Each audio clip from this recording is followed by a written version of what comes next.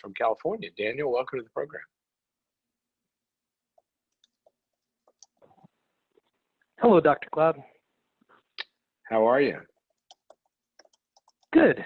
I am calling because I have kind of my wife and I have been married 20 plus years. We have a really good marriage, but lately I've been doing some things that have triggered some stuff from her past. Her mom was like a really malignant narcissist, really tough person to be around. She had to have high defenses, and so as time has gone on in our marriage, I've done some things that have made it my defenses and her defenses aren't liking each other. So I was looking for some advice for how to kind of break down some of that. I love that phrase, by the way. My defenses and her defenses aren't liking each other. That's good. That's kind of the nature of defense, right? We put up a defense when we don't like something, but I like that. So the question is what? How do I avoid some of these pitfalls, some of these struggles that I'm triggering her past? Because not everybody really understands what a malignant narcissist is and kind of how she was invalidated through that childhood. And Right. I've done some things in conversation,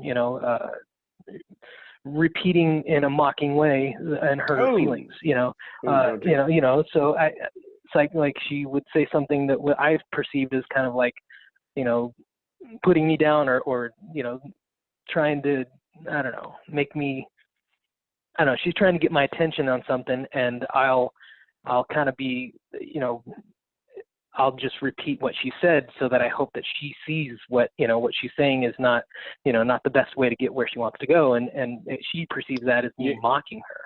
So stuff like that where it's like her defenses go. Whoa. I want to experience it. Okay, so do it to me. Okay. What is it you do to her? So I guess she'll say something like, "Don't you think it's smart to do whatever?" And so I'll key in on, don't you think it's smart? And I'll kind of come back with that kind of, same response, repeating it. Why wouldn't to what she said? Why wouldn't you just answer the question? If I say, hey Daniel, don't you think it's smart to A, B, or C? Why wouldn't you just answer the question? And I will definitely get to answering the question. No. I'm asking. Stop for a second. You didn't answer the question. Whether or not you're gonna get to it, you didn't. In that moment, why wouldn't you just answer the question? I'm trying to get at what's driving you here. Why wouldn't you just answer the question? Keying in on the word smart. Okay, are you saying that I'm dumb? That's the feeling of trying to just say, all right, is that where you want to go with this? Okay, you think she's calling you dumb when she says that? Yeah, and I'm just using that one example, Okay. But she'll state that phrase or whatever, and it's like, so then when I repeat that back to her, like, do you get that this is the way that you're doing this? She perceives that as me mocking her, and I'm just trying to get her to that place of going. Then let me give you what I think is a little better way to respond to that. Okay. Sure.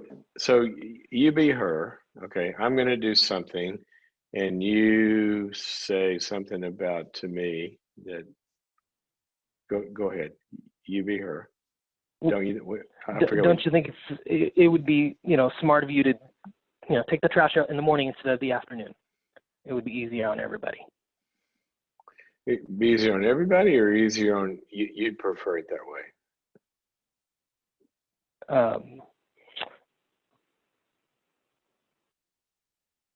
Yeah, easier on everybody, because then they don't get full as easy, and we have places to put the trash.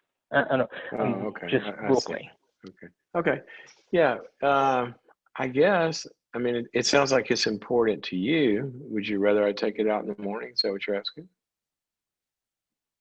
Yeah. Yes. Okay. I can do that. That's fine. Let me ask you something, honey. Go ahead. No, I'm talking to her. Oh, okay.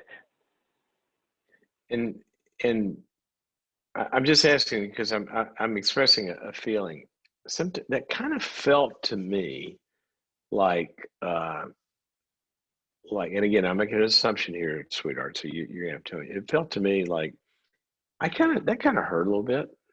It felt a little bit like a put down, like you're saying I'm dumb. Is that what you were saying? Did you mean it like that? Because that's how it felt. I'm just checking it out. See, what I'm doing now is I'm not giving back to her what she gave to me.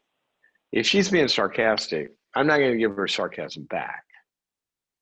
Right. And when your initial question of what's a way out of this, one of my favorite verses says this: don't be overcome by evil, but overcome evil with good. All right.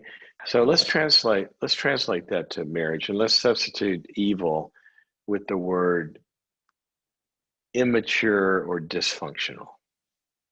Okay.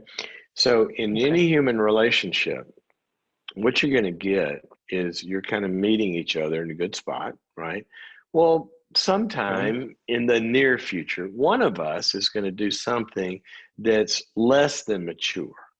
Okay. In this case, she's going to be sarcastic. She'll say, don't you think it'd be smarter to, well, that's kind of sarcastic. It's a little bit of a dig, whatever. It wouldn't get to me. It got to you. Other things would get to me. They probably wouldn't get to you. But, it's a little, let's just call it sarcastic. Okay. So she does this little dig.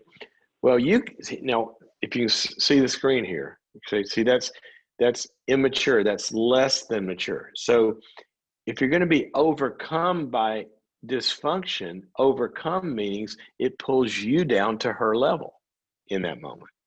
So she gives you sarcastic, well, you give it right back. Well, now our relationship has regressed to an more immature, dysfunctional level. But if we're not going to be overcome by dysfunction and we're going to overcome dysfunction with maturity, then give her a mature response, which is actually the kind of communication, that we just talked about. I asked you a question, what you meant by that. I said, I answered the question on face value. Yeah, I think I could do that. If that's what you mean, it'd be better for you. But I want to ask you a second question. And I'm going to tell you, that kind of hurt a little bit. Did you mean it that way? And so now we're going to have an adult conversation about a non-adult kind of hook. But you're not going to get hooked by it. You're going to give her a mature response back. So I would think in that way and not let her hook you, because you guys are hooking each other. So step back, stay separate. You have choices. Are you going to respond with an immature response, or are you going to respond with something that invites her into more disclosure and kind of a good way of talking about it? Okay. I would look at it that way. And I'm looking at the clock here. Where are we? Let me see. Okay. And that's unfortunately, I got to go and get to, let me see. Yeah, I got to get to another caller, but thank you for that. It's a really good question. When we're in any relationship, look, every relationship is going to give less than mature moments. The strength of the relationship is, can we match our, the person in the relationship that we're with, can we match their immaturity at that moment with our maturity? We give them immaturity back, then you need a chaperone. You got kids that can't get along in the sandbox. I mean, when I worked with couples a lot, I would tell them, you guys can't talk about this issue at home alone.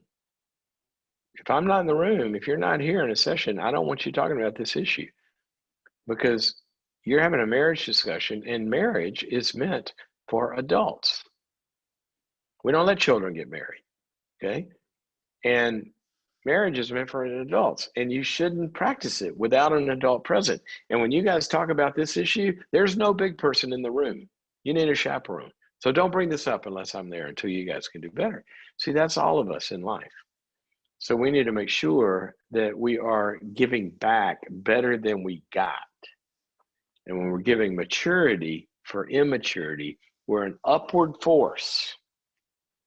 That's how you turn around a relationship. You give back better than you got. I wrote a book called 9 Things You Simply Must Do to Succeed in Love and Life. Pretty good title, I thought. Well, one of the 9 things was don't play fair. See, fair is like the law of the Bible, an eye for an eye and a tooth for a tooth. You poke my eye out, I'll poke your eye out. You knock my tooth out, I'll knock your tooth out. It's fair. She's sarcastic. It's fair to be sarcastic back. That's fair. Don't play fair. You'll ruin every relationship in your life. If we play fair, we will ruin every relationship in our life. Why? Because somebody's going to fail, and then you're going to play fair. You're going to fail them back. She has an affair, then you go have an affair. Why would you want to do that? Somebody fails. Let's play better than fair. See, God doesn't play fair with us. He gives us grace when we fail, and he pulls us upward to the next level. That's how we improve life, by giving each other better than we got in the bad moment. Now that better may sometimes involve a limit, a confrontation, and all of that, but it's not done sarcastically. It's done in a healthy way.